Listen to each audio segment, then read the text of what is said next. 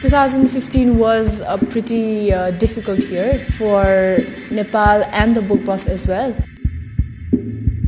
During the April 25th earthquake, the book bus was at Gorkha, the epicenter of the earthquake, and after the book bus came back to Kathmandu, all the programmings were halted and the book bus had to stay idle for like 2 months. Because of this political turmoil, we're running out of fuel right now, and even the book bus does not have enough fuel to go to schools. Doing a book bus program without the book bus is definitely challenging, and at the same time I think it gives us a good challenge to bring the best elements of the book bus with us without having that big, beautiful red bus. And so those elements are reading, including literacy, English language, and bringing the physical space of an American space to the school.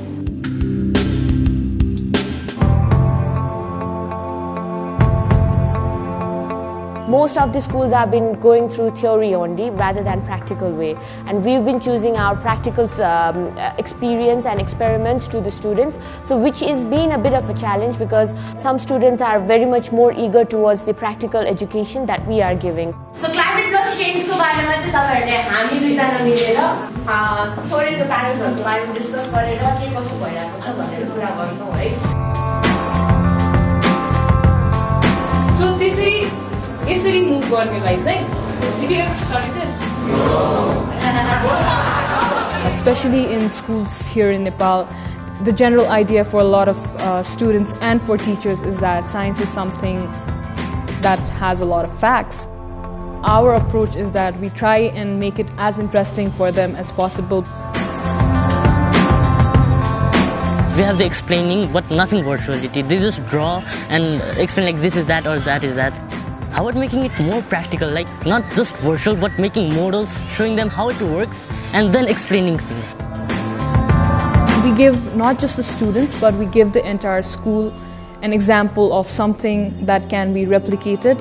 They see the students get excited about the lesson and see a way that is not just reading out from the book and memorizing the lines.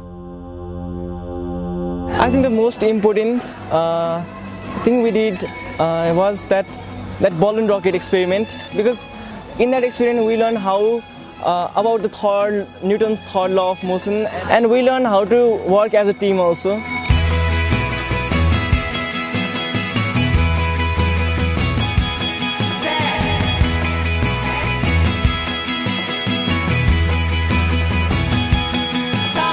What we do is we come in and try to show teachers and students low-cost ways that they can incorporate elements of the scientific method into their lessons.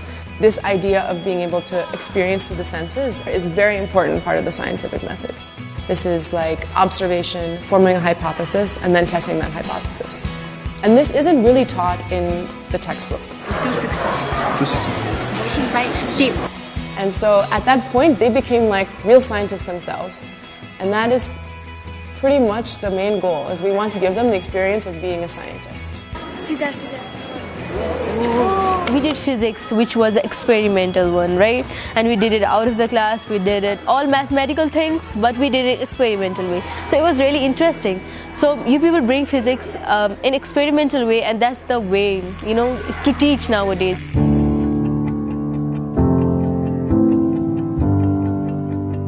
The main objective of the English language program is to make kids learn English in a fun way, in a different way, and we normally use storytelling. A long time ago, some people thought that black people and white people should not be friends. And in some places, black children and white children could not go to the same schools.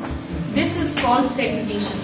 Basically, in the English module, what we've been doing is storytelling, read aloud storytelling session, in which we've been contributing some American history programs. And the other thing is, while linking the American history with the Nepali history, has been a bit of a challenge. Norman Rockwell was an artist who painted a picture of me. The painting has become very famous. At AVM School, we did a lesson plan on inequality. The first reaction to inequality and segregation in Nepal is the untouchability and the gender inequality in their societies, but they don't consciously think about how they treat people from the south, how they treat people from the Madhya. So the main idea of this class was to get them to think about inequality in a more conscious level. If some vendors come outside my home for selling the apples, my mom will say that, "Hey, Madhesi, you give me some apple." I will say that, "Mom, we should not say like that. Hello brother, can you please give me an apple?" We should say like that.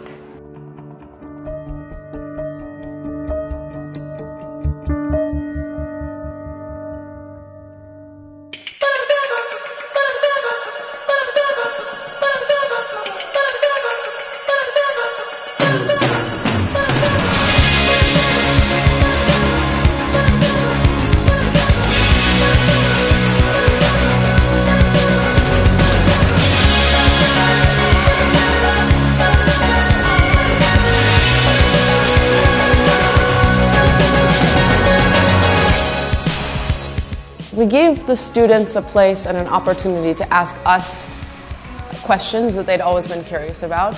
Which came first, the chicken or the egg? What is outside of the universe? What came before the Big Bang? Do UFOs really exist?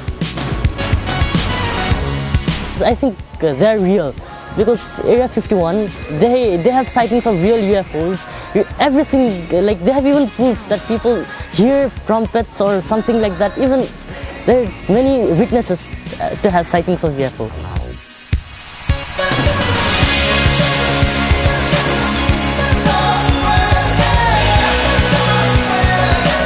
One of the questions that I had from the students was, why were they doing it?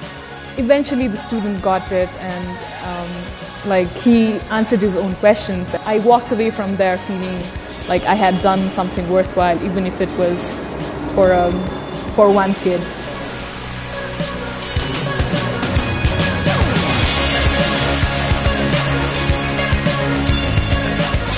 You people really inspire the teachers to work the way you people are working. It doesn't take so much effort, but it can make somebody a good scientist in the future maybe. So it was really nice.